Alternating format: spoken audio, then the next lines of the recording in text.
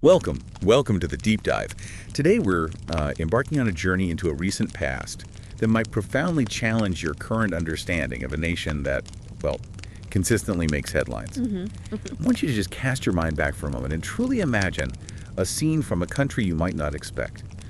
A vibrant cityscape where women, in stylish miniskirts and open-toed shoes, confidently walked alongside men. Right. Not just socially, but in bustling university campuses, making their way to parliamentary elections to cast their vote, or even actively serving in the Senate. Yeah. This wasn't some distant European capital. This was Iran, not so long ago, specifically before 1979. It's a vivid image, isn't it? Almost jarring, I think, given the geopolitical narrative and cultural perceptions many of us now associate with Iran. Indeed, it really is. The prevailing popular and, media narratives often tend to overlook or perhaps entirely skip over the significant modernization drive and the profound societal shifts that truly characterized Iran under the Shah. Yeah. It's a critical, often neglected starting point for us, a foundational understanding for grasping the dramatic transformation, that seismic shift that followed just a few decades ago. That's precisely right. So what exactly is our mission for this deep dive? Well, we're going to meticulously explore the profound changes that swept through Iran, spanning the pivotal period leading up to and immediately following the seismic 1979 revolution. Okay. Our sources for this journey are, well, they're rich and varied. A comprehensive collection of articles, detailed historical accounts, and in-depth academic research. All of this material is intently focused on the immense social, political, and economic shifts that took place, with a particular and vital lens, I might add, on women's rights and their evolving roles throughout this turbulent yet utterly fascinating history. Our mission today, then, is to truly unpack the complex, multifaceted factors that converged and ultimately led to such a monumental shift. We want to understand not just what happened, but the underlying motivations behind and the, far-reaching outcomes of both the Shah's ambitious modernizing efforts and the powerful revolution that ultimately replaced them. Right. Crucially, we'll also try to identify the often unexpected, sometimes contradictory, and certainly long-lasting consequences that continue to shape Iran to this very day. And just to be clear, this isn't about taking sides. It's about drawing out the intricate tapestry of cause and effect presented in the source material we've looked at. And as always, you, our listener, are right here in this conversation with us, and we're approaching this with a commitment to nuanced perspectives. That means acknowledging both the advancements and the deep discontents of the pre-revolutionary era. Yeah, both sides of the coin. Exactly. And then looking at the complex, sometimes contradictory impacts of the revolution itself. It's a story of, well, grand ambition, sweeping reform, powerful backlash, and the surprising resilience of a society caught in this whirlwind of change that continues to unfold even now. Okay, let's unpack this. Let's do it. So let's travel back in time to Iran before the storm, during what's famously known as the Pahlavi era, under the reign of Mohammad Reza Pahlavi, the Shah. Our sources paint a very clear and compelling picture. The Shah had an incredibly ambitious, almost singular vision for Iran. He was determined, beyond measure, to modernize the country, explicitly aiming for it to compete globally with Western nations.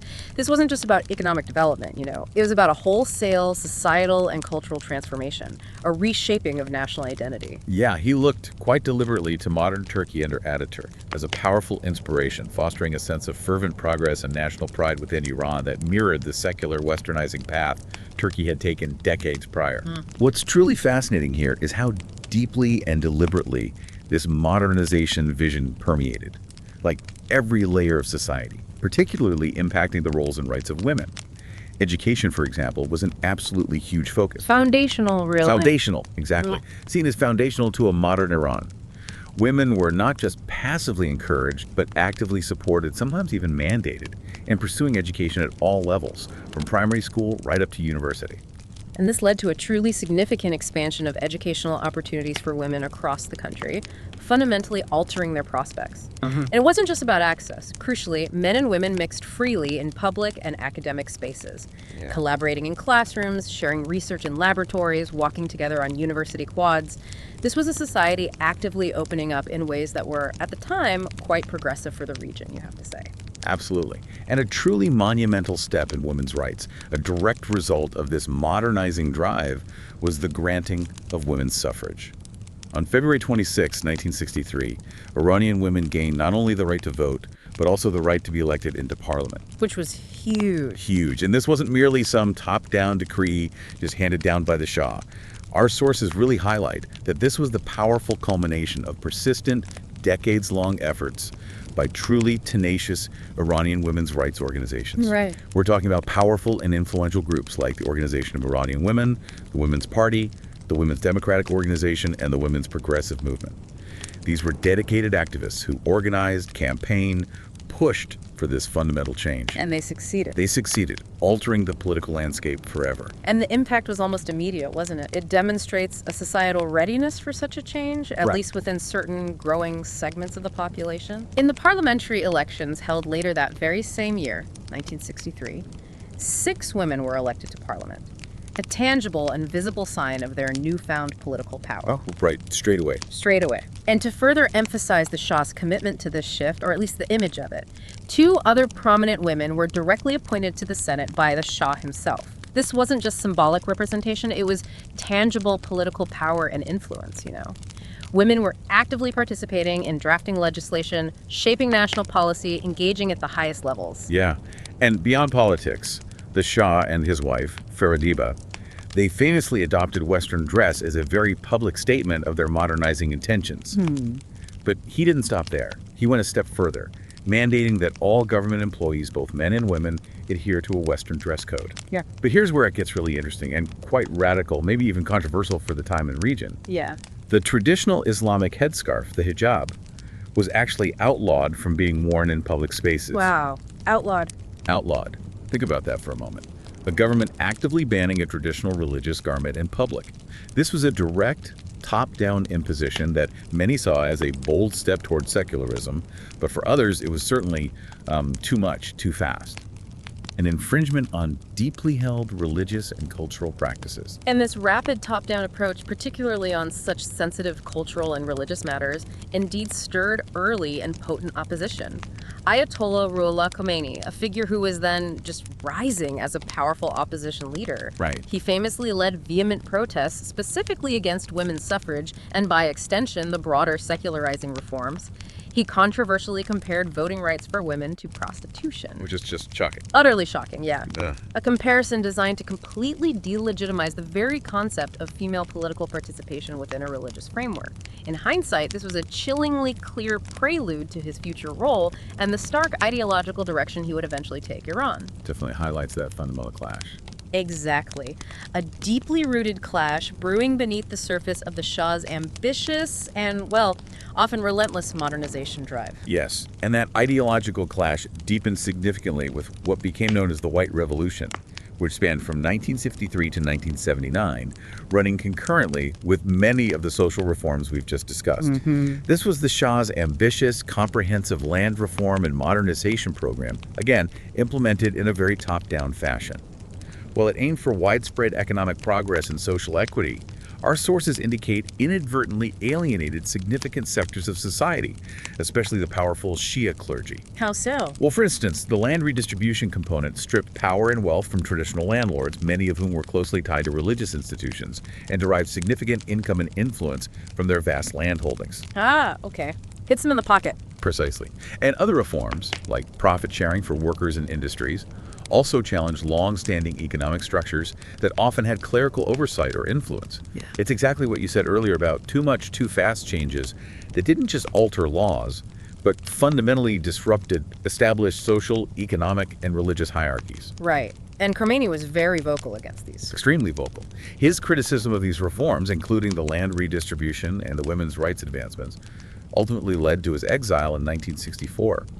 But, that didn't diminish his influence. No, if anything, it probably amplified it. Exactly. Being a voice of dissent from exile arguably amplified his appeal and solidified his base among his followers, transforming him into almost a martyr figure for the cause. To understand the broader, intricate context of this era, we also have to consider the significant and evolving role of the United States.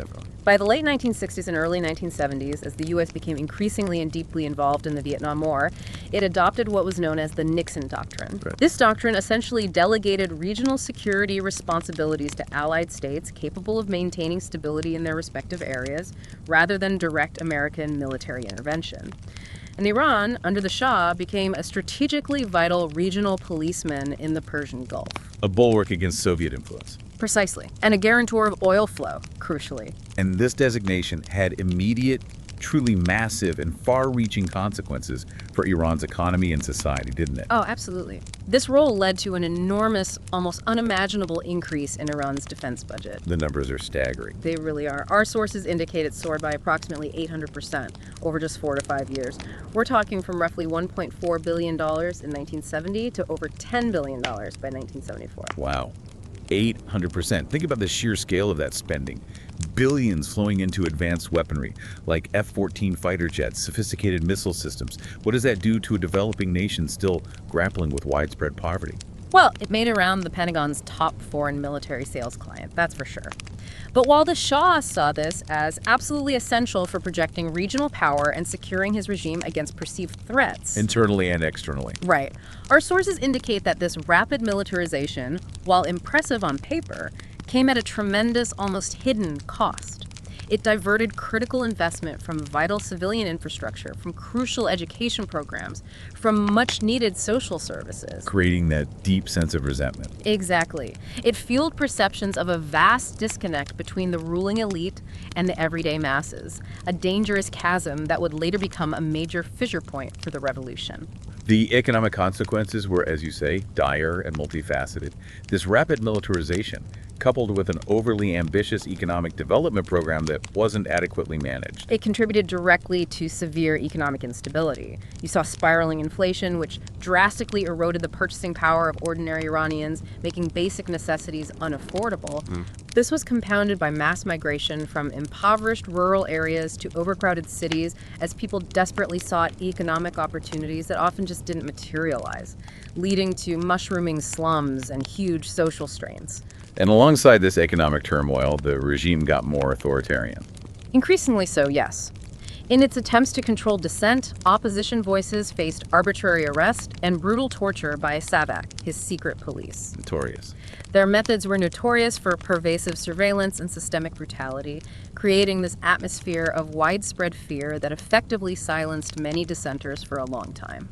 And the U.S. role in this. Yeah. Or lack thereof. Well, what's critical here is that much of this repression unfolded with minimal scrutiny or effective challenge from the U.S. This perceived lack of external accountability, combined with the mounting internal economic pressures and social frustrations, really pushed popular resistance to a definitive breaking point by the late 1970s. It's also worth noting that President Jimmy Carter's human rights policy, implemented in the late 1970s, although well-intentioned, it seems to have inadvertently emboldened some protesters.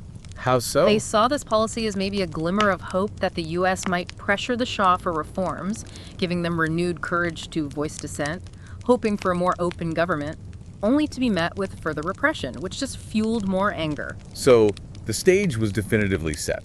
Tensions weren't just simmering, they were boiling just beneath the surface of Iranian society. And then in 1978, things truly began to boil over. Yeah. The approaching revolution wasn't a single event, was it? It was more like a series of escalating provocations and brutal retaliations, each one fanning the flames of public outrage, pulling the country deeper into chaos. Absolutely. And it all started with a deliberate and ultimately catastrophic provocation, as our sources show. The newspaper article. That's right. The spark, as our sources meticulously highlight, was an article published in the National Daily Atella newspaper on January 7th, 1978, titled Iran and Red and Black Colonization. Catchy. Right. And it was conspicuously written pseudonymously by a government agent, a clear attempt by the Shah's regime to discredit the burgeoning opposition. This article falsely, and quite venomously, denounced Ayatollah Khomeini as a British agent and, insultingly, a mad Indian poet. Wow. Supposedly conspiring to sell out Iran to neo-colonialists and communists. It was a poorly disguised, deliberate provocation, really designed to incite outrage and turn public opinion against him, but it backfired spectacularly. It absolutely did. The very next day, seminaries in the holy city of Qom, a major center of Shia learning, closed in protest, followed swiftly by the bustling bazaar, the commercial heart of the city. Then on January 9th, 1978, a day now indelibly remembered as 19 Day, the Farsi Gate students rallied and demonstrations erupted in Qom. And the response. Brutal.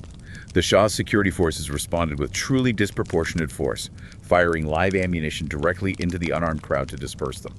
Reports on casualties vary widely, as they often do in these situations, from maybe 5 to as many as 300 demonstrators killed. A huge range. Huge, but the impact was clear. This horrific day is forever remembered in Iranian history as Bloody Qom, a potent symbol of state violence. And what followed was that predictable and tragic cycle, deeply rooted in traditional Shia mourning periods. A 40-day cycle. Exactly. According to custom, mourning ceremonies are held 40 days after a death. So precisely 40 days after the Qom protests, on February 18th, demonstrations broke out again in various cities across Iran. Right. The largest and most violent eruption was in Tabriz. These protests quickly escalated into full-scale riots, with angry crowds specifically targeting Western and government symbols, cinemas, bars, state-owned banks, police stations, setting them ablaze. Symbolic targets. Very symbolic. While the government officially reported only 6 deaths, Khomeini, reflecting the public's perception of the brutal crackdown and emphasizing the martyrdom, claimed hundreds were killed. This established a chilling pattern, fueling further outrage and solidifying public resolve against the Shah. And the cycle, tragically, just continued. 40 days later, March 29th, coordinated demonstrations were organized in at least 55 cities, including Tehran, major urban centers. Again, deadly riots erupted, revealing just how widespread the discontent had become. This pattern repeated another 40 days later, on May 10th. This time, in a shocking escalation of state aggression, army commandos actually opened fire on the house of Ayatollah Shariat Madari. Another prominent cleric, but more moderate. Exactly, a more moderate religious leader. They killed one of his students inside his house. This particularly brazen act of violence against a respected cleric pushed Shariat Madari to make a powerful public announcement, openly declaring his support for a constitutional government. A direct challenge. A direct challenge to the Shah's absolute rule. The pressure on the regime was mounting rapidly, becoming almost unbearable. The summer of 1978 brought 2 more critical turning points, tragically marked by both deception and widespread brutality, further pushing the country towards revolution. August 19th, 1978, the Cinema Rex fire. A horrific event. Devastating. Approximately 400 people were killed in this fire at the Cinema Rex, a modern movie theater in Abadan, which itself symbolized Western cultural influence, making it a potent target. Now, while Islamist militants were later alleged to be the arsonists, The public didn't believe that at the time. no, a significant portion, maybe even the vast majority of the Iranian public at the time, vehemently believed it was a false flag operation orchestrated by Savak, the secret police. Right, to discredit the opposition. Exactly. To discredit the opposition and provide a pretext to justify an even further crackdown. This public perception, regardless of later claims about who was truly responsible, fueled nationwide outrage and mass mobilization against the Shah's already tottering regime. And then came Black Friday, a day that would become etched in the collective memory of the Iranian people as a symbol of the Shah's brutality. September 8, 1978. Martial law had just been declared. In Tehran and 11 other cities, yes. But some 5,000 protesters defiantly gathered at Jella Square in Tehran. Maybe they missed the declaration, maybe they were just choosing to defy it as an act of courageous resistance. And the outcome. Truly horrific. After initial warning shots failed to disperse the massive crowd, troops, under direct orders, fired directly into the assembled protesters. At least 64 people were killed, though opposition figures claimed far more. The government claimed soldiers were killed, too. Yeah, General Uvisi, a military leader, later claimed that 30 soldiers were also killed by armed snipers in surrounding buildings, trying to justify the force used. But the lasting image, the one that resonated through the streets of Iran, was of the military firing on unarmed civilians. Additional clashes throughout the day brought the overall opposition death toll to 89 on that day alone. This day would forever be known as Black Friday, a bloody, unforgettable stain on the Shah's rule, accelerating the revolution's momentum. By late October 1978, the government's control was clearly and dramatically unraveling. You could see it happening. Government officials had effectively and incredibly ceded control of the University of Tehran to student protesters. A huge symbol. A powerful and undeniable sign of state authority severely weakening. The Shah's power was visibly crumbling. The opposition, emboldened by the escalating protests and the government's visible paralysis, began arming themselves more seriously. Right. They started firing at soldiers and actively attacking banks and government buildings, all in a concerted attempt to further destabilize the country and provoke a final confrontation. The veneer of order was just cracking, revealing the raw power struggle underneath. And destabilize it they did, with devastating speed. On November 5th, demonstrations at the University of Tehran turned deadly after a violent confrontation broke out with armed soldiers. Within mere hours, Tehran erupted into a full-scale, uncontrollable riot. Just chaos. Utter chaos. Block after block of what were perceived as Western symbols, movie theaters, department stores, hotels, along with critical government and police buildings, were seized, looted, and set ablaze. The British embassy was partially burned and vandalized by the enraged mobs. Wow. And the American embassy narrowly escaped the same fate only due to the swift action of its security personnel and military police. This dramatic and terrifying event became known to foreign observers as the Day Tehran Burned, a visceral image of a capital city in utter chaos. A clear signal. A clear signal that the revolution was no longer just approaching. It was violently and irrevocably here. So as 1978 drew to a close and we moved into the fateful year of 1979, the revolution reached its undeniable apex. And power, once firmly in the hands of the monarchy, began to consolidate in a completely new direction. And the military, that pillar of the Shah's rule, Yeah. it was crumbling. Crumbling from within, yeah. Its morale was shattered. The military leadership became increasingly paralyzed by indecision, caught in an impossible bind. Rank-and-file soldiers found themselves in this untenable situation, forced to confront massive waves of demonstrators, But told not to shoot. simultaneously prohibited from using their weapons effectively to suppress the unrest, and if they did, the Shah himself would often publicly condemn them, fueling international backlash. This created immense demoralization, a profound sense of abandonment within the ranks. And Khomeini capitalized on that. Oh, absolutely. Here's where Khomeini's strategic genius, or perhaps just his incredibly clear resolve, came into play with devastating effectiveness. He actively encouraged soldiers to defect to the opposition, broadcasting appeals for them to join the people. Revolutionaries on the streets would offer flowers and civilian clothes to deserters as a sign of welcome and unity, while at the same time threatening severe retribution to those who remained loyal to the Shah. It was a brilliant and brutal psychological war. A war for the hearts and minds of the soldiers. Exactly. And it worked, systematically eroding the Shah's final line of defense. The United States, seeing the writing on the wall, getting desperate, they tried to intervene. They tried to navigate this incredibly volatile situation, yeah. General Robert Heiser, the deputy commander of U.S. European Command, was dispatched to Iran with a critical mission. What was his mission? His directive was to meet with Iranian military leaders, assess their capabilities, encourage them to take charge, maybe stage a coup even, and incredibly, to even facilitate meetings between them and Khomeini's allies. Wow, negotiating with Khomeini's people. With the desperate goal of agreeing on some kind of transitional government that could prevent total collapse.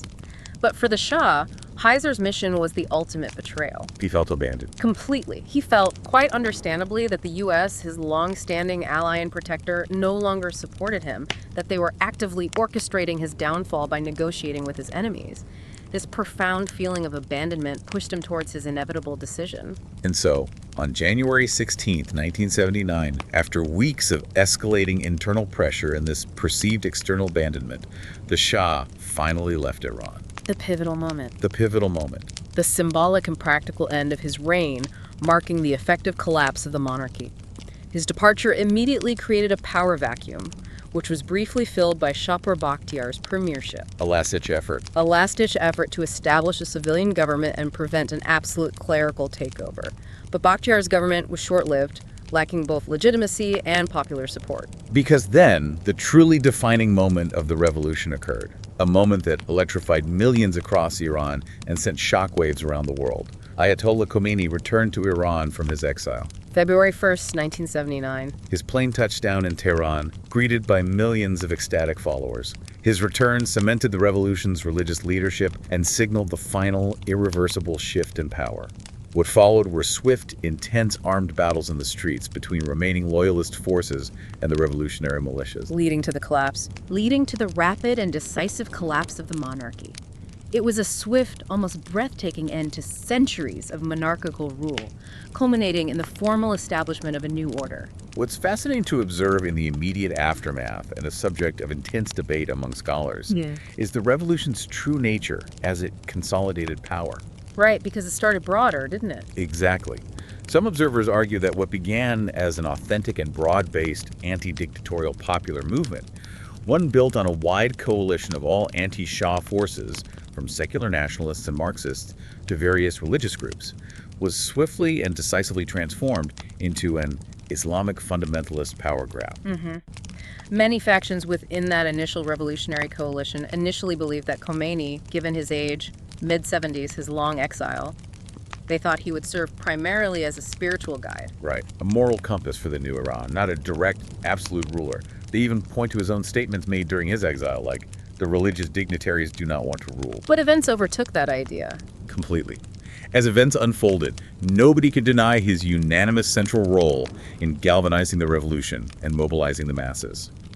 The other factions within the coalition simply proved too small, too disorganized, or too ideologically diverse to effectively counter his singular influence once he returned and began to systematically consolidate control. So, once the monarchy fell and Khomeini returned, the new Islamic Republic government wasted no time in formalizing its power and establishing its legitimacy. The referendum. It was formally established through a national referendum on April 1st, 1979, 12 Farvardin in the Iranian calendar. An overwhelming majority voted in favor of an Islamic Republic legitimizing the new system. This was followed swiftly by the writing of its new Islamic constitution, which enshrined clerical rule. And soon after, a major international incident further solidified Khomeini's prestige and the new regime's grip on power, drawing global attention: the Iran hostage crisis. 444 days. A grueling 444 days, from November 1979 to January 1981. During this crisis, the seizure of American hostages from the U.S. Embassy in Tehran and the subsequent failed U.S. rescue attempt. Operation Eagle Claw. Right. It was widely attributed by Khomeini's supporters to divine intervention, amplifying his image as a divinely guided, invincible leader in the eyes of his devout followers. And the timing of the release. Incredible timing. The crisis finally concluded with the signing of the Algiers Accords on January 19, 1981, with the hostages being released just minutes after Ronald Reagan's inauguration on January 20, 1981. A truly dramatic end to a dramatic standoff that profoundly shaped Iran's international relations for decades. With power consolidated internally and Khomeini's prestige at an all-time high after the hostage crisis, the new regime immediately turned its attention to ruthlessly suppressing any remaining opposition or dissent. The purges began quickly. Revolutionary firing squads were active almost immediately in 1979, initiating what some historians refer to as Iran's bloody decade in the 1980s. This period was marked by massacres in 1981-82, specifically targeting various groups perceived as threats to the new Islamic order.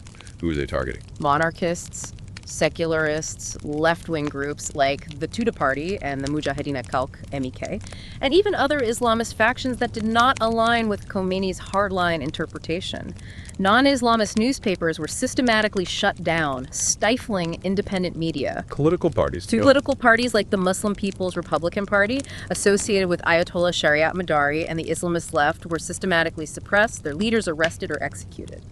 The very space for dissent, which had paradoxically fueled the revolution itself, was now brutally and meticulously closed off, ensuring the Islamic Republic's absolute control.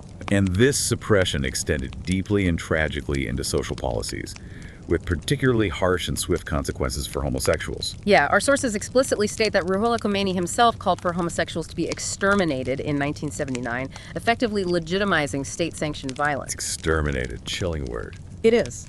One of his first and most chilling political actions as leader was to institute imprisonment, brutal corporal punishment, and even the death penalty for any sexual acts outside traditional Islamic heterosexual marriage. And he justified this publicly. He did.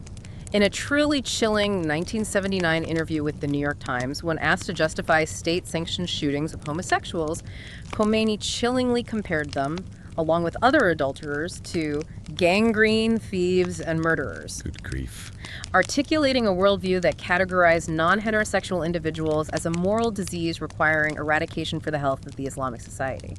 This just underscores the radical, comprehensive, and often brutal shift in legal and moral codes that swept through Iran almost immediately post-revolution. So, with the revolution consolidated and the new Islamic Republic firmly in place, Iran entered a completely new era, profoundly transforming its societal fabric, its economy, its global standing. The change was stark, palpable, and immediate, particularly for women, where many pre-revolutionary gains were swiftly and dramatically reversed. Indeed. New laws were rapidly passed, unequivocally banning Western clothing and requiring women to be completely covered by a traditional Islamic hijab in public at all times. Strict enforcement. Very strict. This meant absolutely no hair could be visible, and even open-toed shoes were no longer permitted. The shift wasn't just about clothing. It was about public presence, personal freedom, and a fundamental redefinition of women's role in society. And they created an agency to enforce this. Yes, to ensure compliance with this stringent new moral code, a special government agency was even created called the Prevention of Vice and Enjoining of Virtue Center.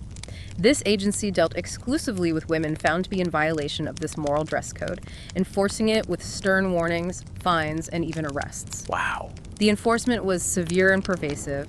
The military training of the Revolutionary Guards, the Pazaran, was significantly expanded to include policing women and meticulously spotting any imperfections in their dress code, turning everyday citizens into monitors of public morality. So these actions directly and forcefully reversed many of the rights and hard-won achievements Iranian women had gained in the decades leading up to the revolution. Absolutely, forcing a complete societal shift in appearance, public presence, and individual autonomy. That's a powerful and direct reversal, undeniably. But what's truly fascinating, and something our sources reveal with striking clarity, is that despite these dramatic impositions, there also emerged a paradoxical kind of progress in women's participation, particularly in the political sphere. How so?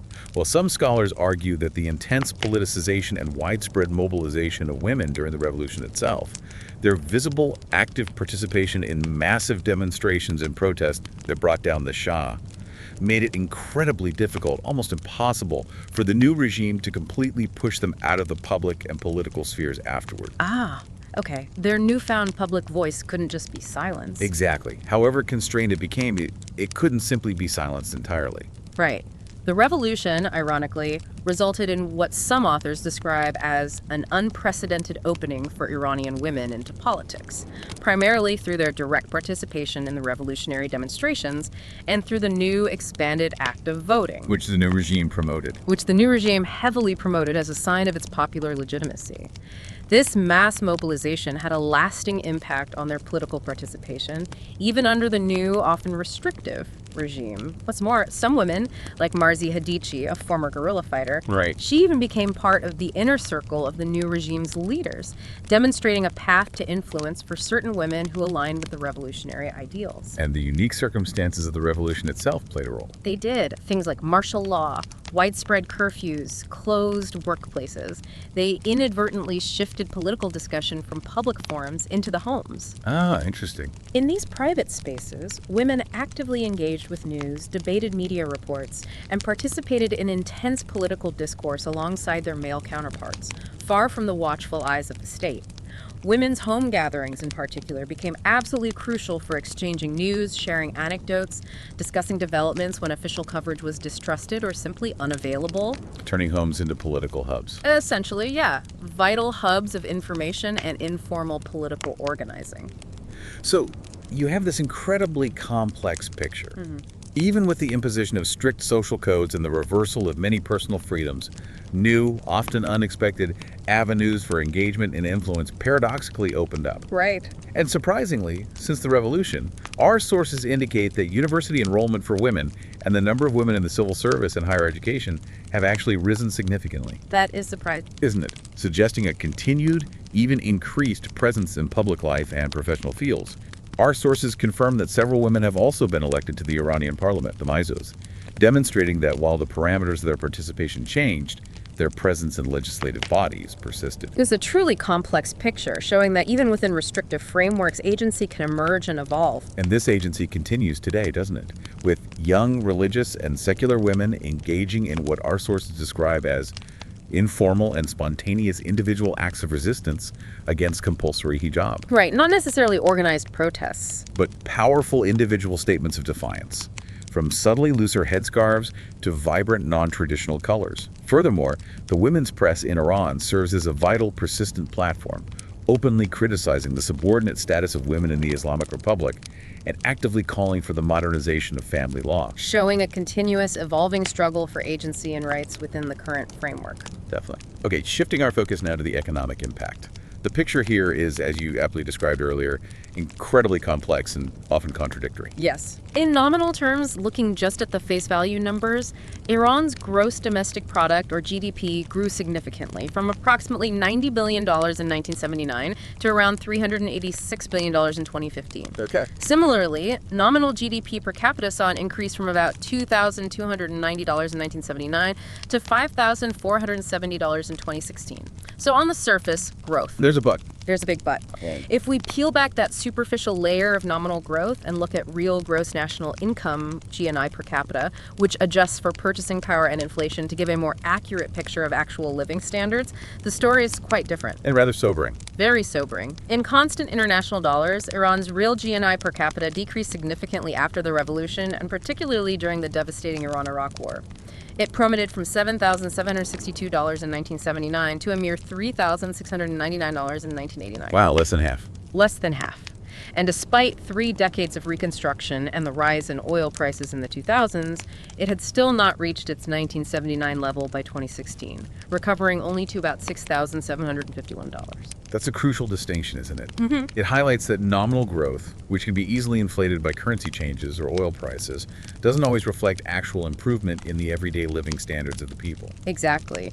And adding to that sobering reality, the value of Iran's national currency, the rial, plummeted to catastrophic levels. The numbers are hard to grasp. On March 15, 1978, just before the revolution truly took hold, about 71 rials equaled $1.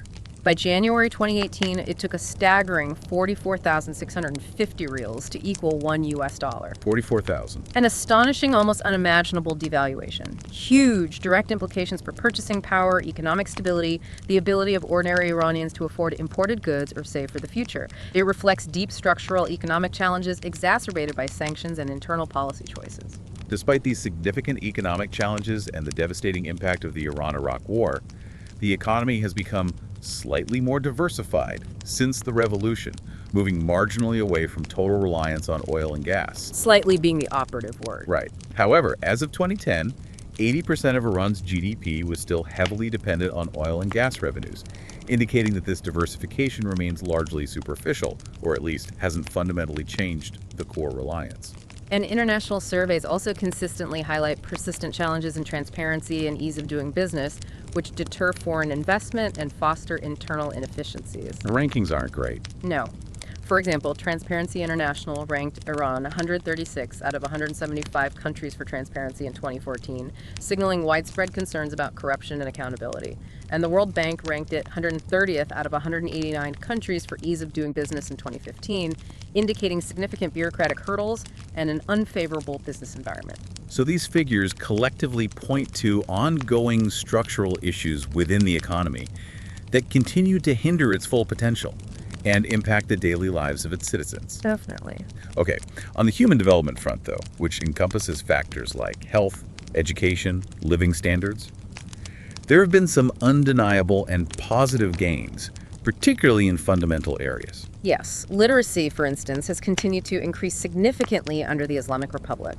The literacy rates dropped by more than half by 2002, which is a remarkable achievement, speaking to widespread access to basic education. And health indicators. Also show dramatic improvement. Maternal and infant mortality rates have been significantly cut, reflecting greater access to healthcare services and public health initiatives. And the population policy shifted over time. It did, interestingly. It demonstrates a notable flexibility in approach. Population growth was initially encouraged right after the revolution, particularly during the Iran-Iraq War, to bolster the nation's strength. but then strategically discouraged after 1988, shifting towards family planning and birth control in response to rapid population surges. So overall, the Human Development Index, the HDI. Iran's HDI, a composite measure of life expectancy, education, and per capita income, saw a substantial climb from 0.569 in 1980 to 0.732 in 2002. Reaching parity with Turkey at that point. Exactly, indicating significant progress in these key areas. However, it's worth noting that in more recent HDI rankings, Iran has since fallen 8 ranks below Turkey, indicating a more recent divergence in human development trajectories. Which could be attributed to various factors. Including persistent economic sanctions, internal policy choices, among other things. Okay. And finally, let's look briefly at the international impact of the Iranian Revolution. Yeah. This wasn't just an internal upheaval. Its seismic waves reverberated across the region and indeed the globe. Absolutely. The Islamic Revolutionary Government is widely credited with helping establish significant proxy groups and ideological allies, most notably Hezbollah in Lebanon. A major force. And the Supreme Council for the Islamic Revolution in Iraq, SCIRI. This demonstrates a clear and effective projection of its ideological influence beyond its borders, shaping regional conflicts and political dynamics. However, there's a counter-argument here too. There is. Some observers argue that despite significant effort and immense expense poured into exporting its revolutionary ideals, the revolution's measure of lasting influence outside Iran has been primarily limited to these 2 specific countries, Lebanon and Iraq. Where conditions were perhaps more fertile. Exactly, where Shia populations or pre-existing political vacuums provided fertile ground. Others claim that the devastating Iran-Iraq War, which lasted for 8 grueling years from 1980 to 1988, that mortally wounded the export ideal. Precisely, that it mortally wounded the ideal of spreading the Islamic Revolution further beyond its borders. The immense human and economic cost of that war forced a more inward-looking and pragmatic foreign policy, dampening that initial revolutionary fervor. Furthermore, the Islamic Republic's consistent pursuit of an ideological, rather than a more nationalist, pragmatic foreign policy has, according to some analyses, inadvertently weakened Iran's place as a great regional power. How so? By prioritizing ideological purity and revolutionary principles over traditional state-to-state diplomacy and economic partnerships, Iran may have sacrificed broader regional influence for a narrower, more ideologically driven agenda. What a journey we've taken. Seeing Iran transform from a nation embracing Western modernity to one governed by Islamic principles, and the incredible, often paradoxical ripple effects across its society, economy, and international standing. Yeah. We witnessed a dramatic pendulum swing in Iran's societal and political landscape, particularly for women, from the Shah's top-down modernization to the Islamic Republic's imposition of religious law. Right. And through it all, we've uncovered the surprising ways Iranian society adapted and in many instances pushed back or found new forms of agency, defying simple narratives. Indeed. The Iranian Revolution serves as such a powerful, complex case study in how deeply intertwined social, economic, and political factors can be, and how even well-intentioned reforms, if perceived as too rapid or culturally insensitive by significant segments of the population, can fuel a powerful backlash. The narrative of societal progress. It's never linear, is it? And it's always contested, a constant negotiation between tradition, modernity, and the aspirations of its people. So, as you, our listener, reflect on this deep dive, maybe consider the enduring push and pull between tradition and modernity in societies across the globe, not just in Iran. How swiftly can societal norms change, both through top-down mandates from powerful leaders and through the collective will of popular uprisings? And what unforeseen consequences, both positive and negative, often emerge from such profound transformations? And this raises, I think, an important question. When does a society, in its passionate pursuit of either rapid secular progress or the strict adherence to deeply held religious traditions, risk alienating the very people it seeks to govern? Leading to those internal divisions. That can explode into revolution. And in what unexpected ways do citizens, particularly women, find persistent avenues for agency and resistance, even within the most restrictive frameworks, constantly reshaping the cultural and political landscape from below? It's a reminder, isn't it, of how the interplay of external influences, profound internal economic pressures and deeply held cultural and religious beliefs can ignite a revolution with breathtaking speed. Yeah. And how the aftermath often presents this rich tapestry of both intended and unforeseen consequences, particularly for the fabric of daily life, individual freedoms, and the long-term trajectory of a nation. It's a story that continues to unfold, offering profound and ongoing lessons about the nature of change, the power of resistance, and the complex relationship between governance and the will of the people.